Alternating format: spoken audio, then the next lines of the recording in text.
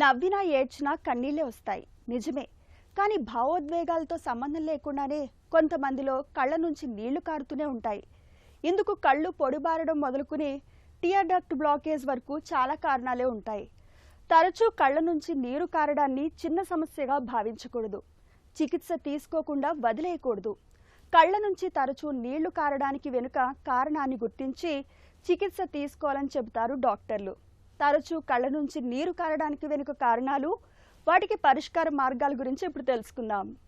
ఎప్పుడన్నా దుమ్ములోకి వెళ్ళినా, కాలుష్యంలోకి వెళ్ళినా, స్క్రీన్ కానీ మొబైల్ ఫోన్ కానీ ఎక్కువసేపు చూసినా కూడా అప్పుడప్పుడు కళ్ళల్లో నుంచి నీళ్లు కారుతూనే ఉంటాయి.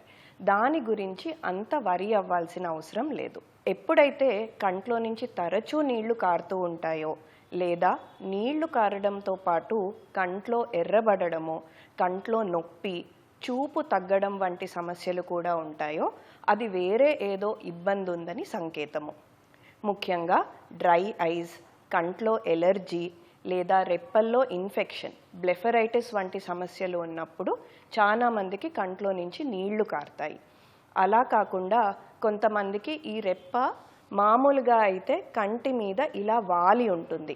ఆ రెప్ప ఎప్పుడైతే లోపలికి కానీ బయటకి కానీ తిరిగి ఉంటుందో దీనిని ఎక్ట్రోపియాన్, ఎంట్రోపియాన్ అని అంటాము.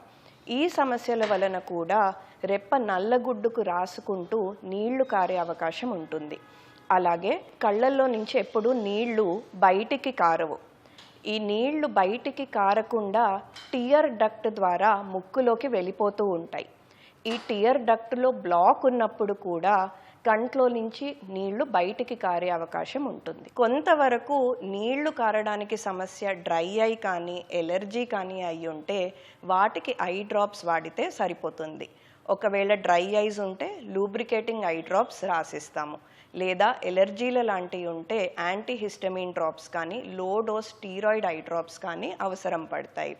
అదే ఒకవేళ ఈ నీరు కారడానికి రెప్పల్లో ఏదన్నా ఇన్ఫెక్షన్, బ్లెఫరైటిస్ అయి ఉంటే దానికి మాత్రము కొన్ని ఆయింట్మెంట్లు, రెప్పల్ని బాగా బేబీ షాంపూతోని కడుక్కోవడం వంటివి చేసినా కూడా ఈ నీళ్లు కారడం అనే సమస్య తక్కువ అవుతుంది. కాకపోతే ఎప్పుడైతే రెప్ప లోపలికి కానీ బయటకి కానీ తిరిగి ఉంటుందో దానిని మాత్రము ఆపరేషన్ ద్వారానే సరిచేయాలి.